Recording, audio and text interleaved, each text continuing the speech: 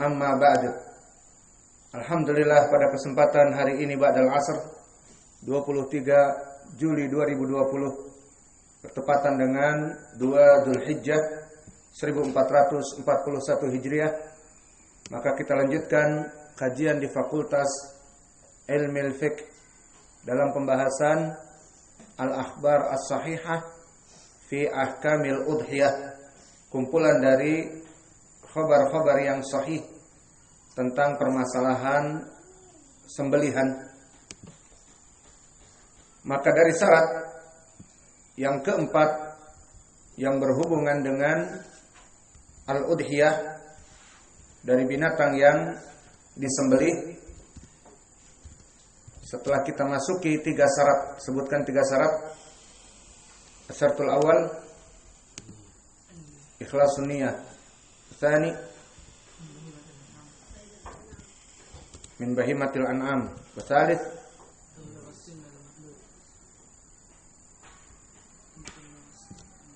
bulugh as-sin al-mahdud fi syar' ar-rabi' al-an an takuna khaliyah minal uyub al-mani'ah minal ijza', agar dia itu kesehatannya dalam keadaan baik dan terjauh dari al-uyub, perkara-perkara yang buruk yang membuat dari perkara yang buruk keaiban tadi sehingga tidak diterima di dalam syariat Islam. Maka telah datang hadis-hadis yang membahas tentang permasalahan yang kami sebutkan ini.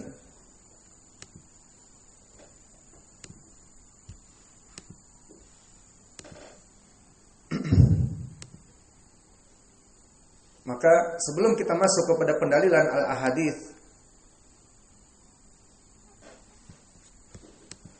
kita akan menyebutkan beberapa perkara yang mana di dalam ahadits itu nanti akan kembali kepada 4 perkara dari keaiban yang akan menyebabkan binatang tersebut tidak diterima. Yang pertama, al-awar al-bayyin. Al-awar al-bayyin. Apa makna al-awar? Al-awar bukan buta, tetapi dia seperti di hadis Dajjal, fa innahu a'war, yakni matanya rusak, baik satu mata dan yang satu lagi bisa melihat. Yang jelas al-awarul bayyin, yang mana dia itu ciri-cirinya tankhasif bihil ain au tabruzu hatta takunu kazir au tabyadu ibyidadan yadullu dalalah bayinah ala awariha. Maka dia di sini adalah awar, seperti Dajjal yang disifatkan dia itu awar, rusak satu matanya. Dan di sini sifatnya bisa jadi matanya itu lebih besar dan keluar dari tempatnya, atau dia itu malah kebalikannya, mengering mata yang satu sehingga dia malah masuk, bukan menonjol keluar tapi masuk, kering. Ataupun dia mempunyai warna yang putih, si korneanya itu lebih dari yang sebelahnya yang normal, putih yang jelas, yang menandakan bahwa dia itu matanya rusak. Maka ini jenis yang pertama, berarti keaiban di sini masuk kepadanya. Dan yang kedua, dari segi kesehatan, al-marad al-bayyin, yang mana dia itu dalam keadaan sakit parah. Dan ini alamatnya jelas pada binatang, terutama mereka orang-orang yang ahli binatang di fakultas peternakan kuliah, ataupun dia orang yang memang bergumul dengan menjual beli kambing dan sebagainya. Maka mereka tahu bahwa kambing ini huma, dalam keadaan panas yang tinggi, ataupun al-jarab al-zahir, mempunyai penyakit kulit yang sangat jelas, yang bahkan masuk kepada daging. Bukan hanya kulit, tetapi kulit yang mempunyai penyakit al-jarab sampai masuk kepada daging. Maka dagingnya itu seperti bolong-bolong dari kulit. Ataupun al-jarah al-amik, dia mempunyai luka yang sangat dalam. Seperti di saat kita memeliharanya, menunggu hari Id, kemudian qadarullah dia jatuh dari tempat ataupun terkena pukul dan sebagainya. Al-muhim dia mempunyai luka yang dalam, yang sampai akan merusak kepada daging. Maka ini suatu keburukan dari segi kesehatan. Maka ini tidak boleh. Perkara yang ketiga, kembali kepada kecacatan pandangan, seperti al-araj al-bayyin, yang mana dia itu tidak dalam keadaan sakit, namun memang Allah ciptakan kakinya yang keempat pendek sebelah. Sehat, bisa dia lari kencang karena sudah terbiasa hidupnya seperti itu. Namun al-arjul bayyin,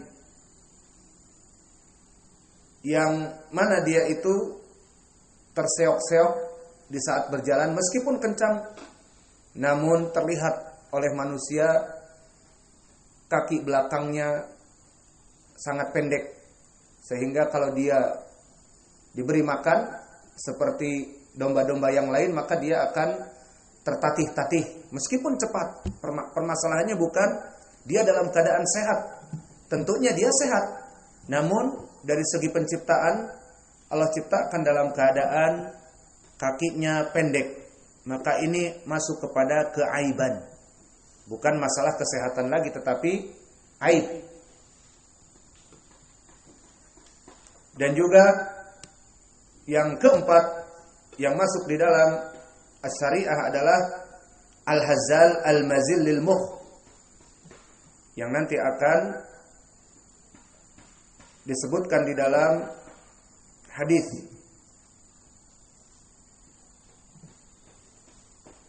Yang banyak sekali. Dan maknanya di sini adalah ditafsirkan oleh para ulama, di mana dia itu terpatahkan dari tanduknya, namun karena tumburan yang keras, sehingga bukan hanya kulit dari tanduk yang terkelupas, tetapi bahkan dari asas, dari pondasi si tanduk tersebut yang terkena. Maka sampai akan menyebabkan sakit dan infection, dan akan menyebabkan penyakit di kepala dan bahkan sampai kepada otaknya. Maka ini pun perkara yang buruk. Maka di sini tidak boleh untuk disembelih.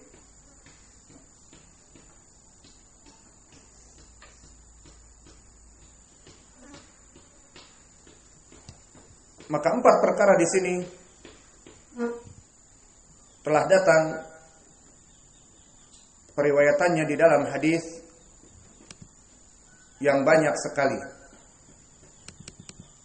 Maka kita sekarang masuk kepada hadis-hadis yang berhubungan dengan aib-aib yang ada. Yang pertama, hadis yang dikeluarkan Ashabus Sunan dari Al-Bara ibnu Azib, anna Rasulullah sallallahu alaihi wa ala alihi wasallam su'ila madza yuttaqa min ad-dhahaya fa asyara bi yadihi wa qala arba'an. Bahwa Nabi Muhammad sallallahu alaihi wa ala alihi wasallam ditanya oleh para sahabat tentang perkara-perkara yang harus dijauhi dari binatang sembelihan, dari kecacatan dan kesakitan. Maka berkata Nabi, mengisyaratkan dengan tangannya arba'an, 4 perkara. Wa kana al-Bara yusiru biyadihi, Dan Bara' pun di saat meriwayatkan kepada para tabi'in dari murid-muridnya yang meriwayatkan hadis mengisyaratkan dengan 4 tangan. Maka ini ajaran Nabi. Di saat memberikan ilmu, maka diberikan pula perkara-perkara yang memudahkan untuk difahami dengan mengepalkan tangan jumlah yang 4. Contoh yang lain ada apa tidak? Kemarin saya misalkan di pelajaran soal tentang Asradul Hijjah. Apa? Hah? 29. Gimana di dalam hadis? Asyara Rasulullah sallallahu alaihi wasallam hakada wa hakada summa qabada ibhamahu, menjadi 20 ditambah 9. Maka ini pun cara dari Nabi untuk lebih memahamkan, dibantu dengan selain suara juga the body language ataupun the finger language dengan bahasa tangan. Tadi jumlah 4 diberikan 4, dan begitupun 29 dibuka jadi 10 tangan, dibuka lagi jadi 10, kemudian ditutup 1 jempol menjadi 29. Dan banyak di dalam hadis-hadis yang lain Nabi Muhammad sallallahu alaihi wasallam sabaka baina yadayhi kalbunyan dan sebagainya, banyak sekali. Ini tujuannya untuk lebih memahamkan kepada orang-orang yang dia ajari. Dan Al-Bara' Ibnu Azib pun melaksanakannya. Maka disebutkan yang pertama, berkata Rasulullah sallallahu alaihi wasallam dari 4 itu, al-urja al-bayyin dzal'uha, yang mana dia itu pincang dan sangat jelas sekali kepincangannya. Jadi bisa jadi ada pincang sedikit, masih bisa lari kencang tanpa terpingkal-pingkal, maka insya Allah itu masih bisa, bedanya sedikit. Namun yang diinginkan di sini dia sampai terangkat dari tanah kakinya ini, maka ini baru masuk kepada al-urja al-bayyin dzal'uha, wal aura al-bayyin awaruha. Dan tadi berhubungan dengan mata, cacat satu matanya dengan jelas. Wal maridatul bayyinu maraduha, dan dia dalam keadaan sakit, mungkin sakit panas yang tinggi karena terkena virus COVID-19. Iya, kena corona misalnya, panas tinggi, maka tidak boleh juga untuk disembelih. Dan juga al-ajfa allati la tunqi, dan juga al-ajfa maknanya adalah tanduknya yang patah dan merusak kepada kepalanya, bukan patah terkelupas kulitnya. Di saat kami di Yaman mendapati di pasar-pasar, ini faidah banyak. Di saat kami dulu sering belanja sembelihan di Yaman, di pasar hewan banyak sekali. Ternyata ada dari tanduk-tanduk itu yang memang dia itu tersangkut, mungkin di saat digembalakan atau di saat diberi makan tersangkut, atau mungkin di saat dibawa dari desa ke kota untuk dijual tersangkut di mobil, maka ada lecet dari tanduknya. Maka kita menawar, bisa kurang? Tidak bisa, kan cacat. Cacat di dalam hadis adalah cacat yang tanduknya itu di dasarnya. Paham juga ternyata. Jadi hanya terkelupas biasa saja. Tidak dari al-ajfa al-bayyin. Maka di sini al-ajfa alatilat tungki, maknanya patah tanduknya dan dia itu menjadi sakit di kepalanya sampai mengalir dari lukanya itu putih seperti itu. Maka di sini tidak bisa untuk disembelih. Maka tadi kami sebutkan hadis dari Al-Bara' Ibnu Azib. Maka hadis ini hadis yang sahih. Bahkan Syekh Al-Albani pun telah mensahihkannya di Irwaul Ghalil tentang hadis Al-Bara ibnu Azib ini. Dan hadis yang kedua datang dari Ali radhiyallahu anhu. Amarna Rasulullah sallallahu alaihi wa ala alihi wasallam an nastasrifa al-aina wal uduna wa an la nudhiya bi awra wala muqabalatin wala mudabaratin wala syarqa wala kharqa. Maka di sini ada lafaz-lafaz yang lain yang intinya sama, kembali kepada 4 perkara tadi.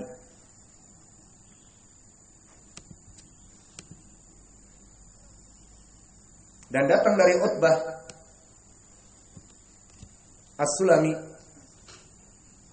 qala naha Rasulullah sallallahu alaihi wa ala alihi wasallam an musfarrati wal musta'silati qarnuha min asliha wal bahqa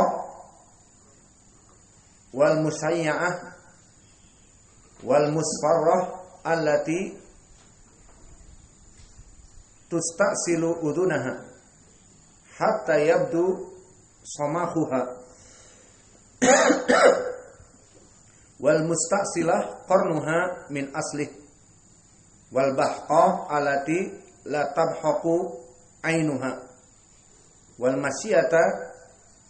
masyiyatu allati la tatba'ul ghanama ajafan wa dha'afan ajzan wal kasra'u allati la tumqi.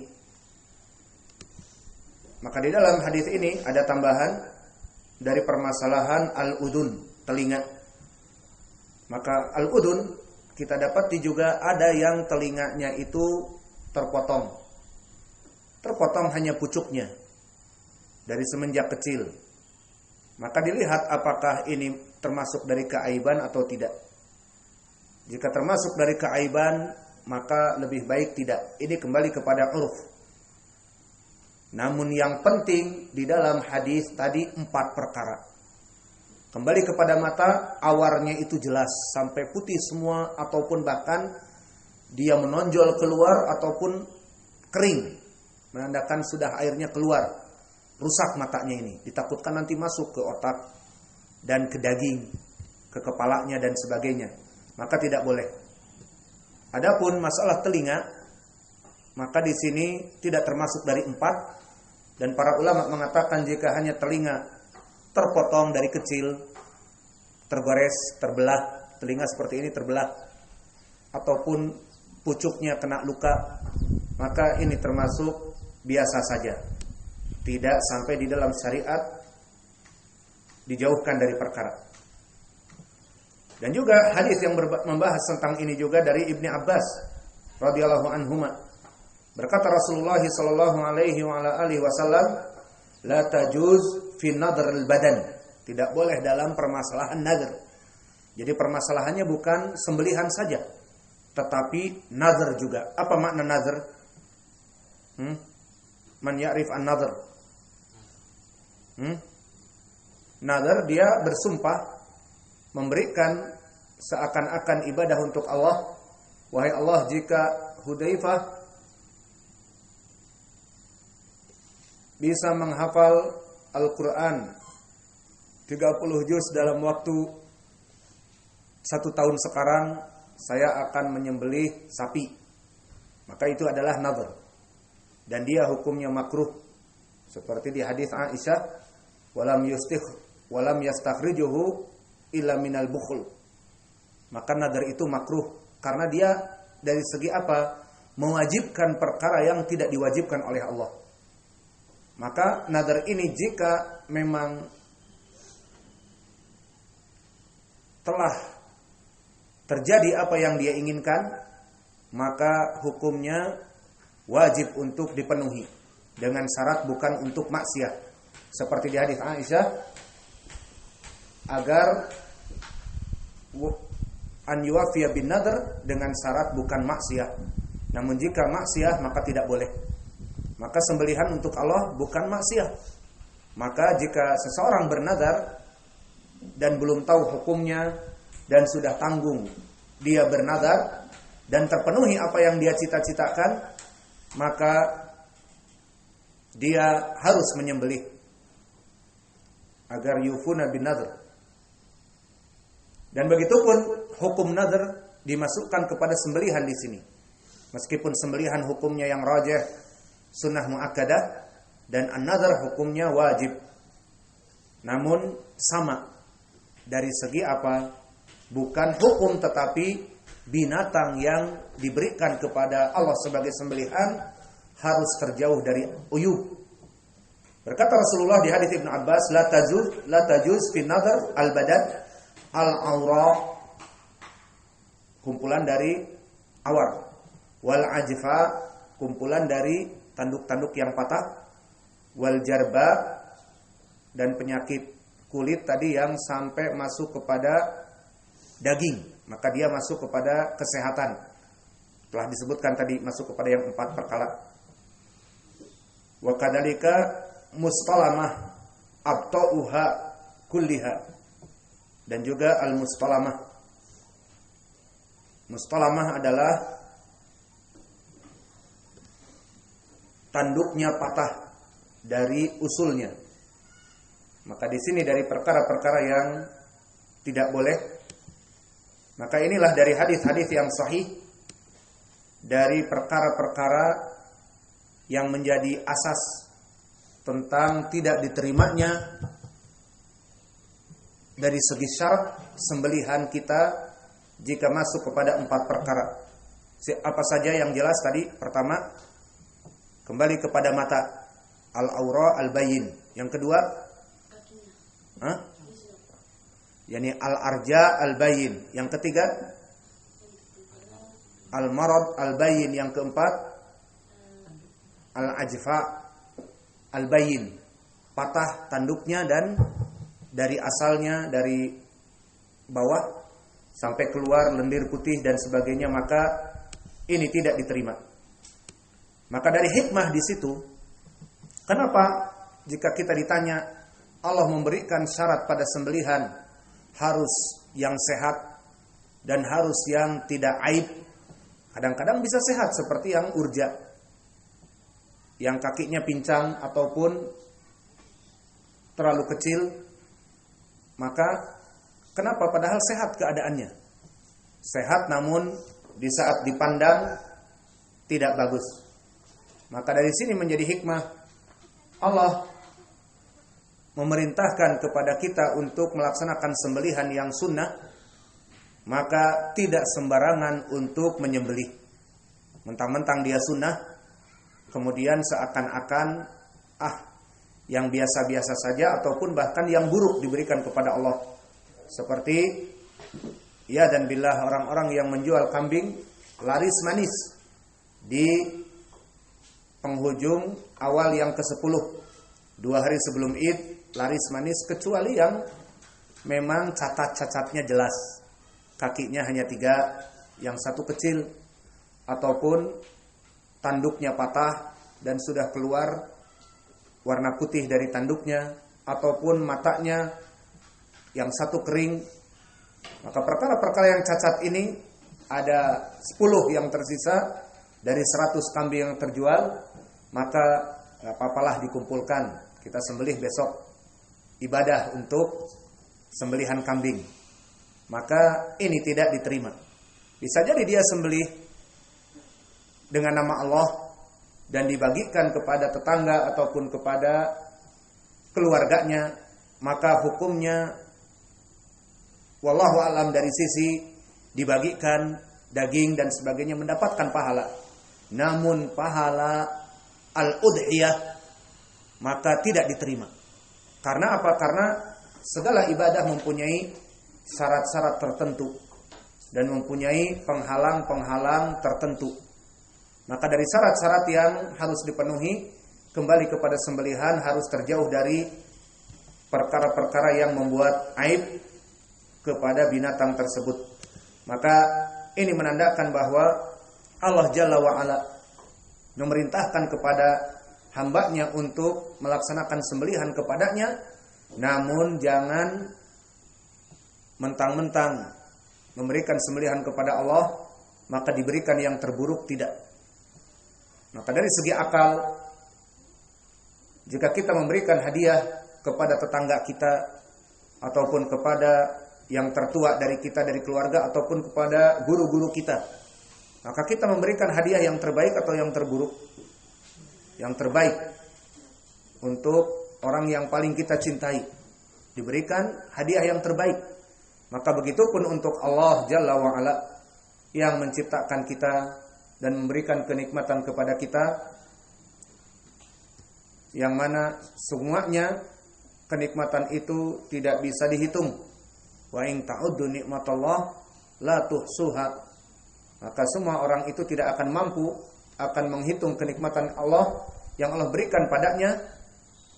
Maka lebih berhak lagi kita memberikan kepada Allah dari perkara-perkara yang paling baik. Maka misalnya jika ada kambing yang sangat besar, kambing etawa ataupun kambing domba Garut. Kita di Bandung ada domba Garut yang tinggi, perkasa, yang biasa diadu. Itu satunya 6 juta, 7 juta. Sekarang kami pun lihat di internet seperti itu sekarang di Bandung.